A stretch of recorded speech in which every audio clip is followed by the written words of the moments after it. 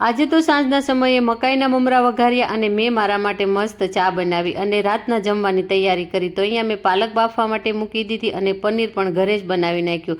તો પાલક વટાણા બફાઈ ગયા અને પછી મેં અહીંયા બટાકા બાફવા માટે મૂકી દીધા અને પાલક અને વટાણા મરચાં નાખીને પેસ્ટ બનાવી નાખી.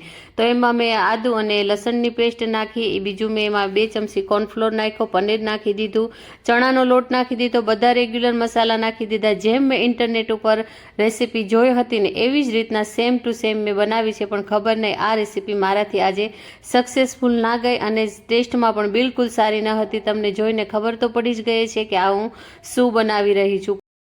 પણ કંઈ નહીં, આપણે અહીંયા ક્યાં હાર મારવાની છે. તો ઘરમાં મેથી પણ પડી હતી ને તો મેં વિચાર્યું ચાલો હવે મેથીના ગોટા આપણે બનાવી નાખશું. તો બસ આને થોડી વાર બનાવ્યા અને અડધા બનાવ્યા, અડધા ના બનાવ્યા, કેમ કે કોઈને ભાવતા ન હતા. તો મને થયું કે ખોટી શું મહેનત કરું. તો મેં અહીંયા મસ્ત મેથીના ગોટા બનાવી નાખ્યા ને તો બધાએ મસ્ત ખાઈ લીધા.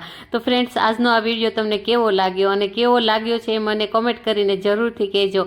અગર સારો લાગ્યો છે ને તો વિડીયોને લાઇક અને કોમેન્ટ જરૂરથી કરજો. Thank you so much friend કે તમે મારો વિડીયો આખો જોયો.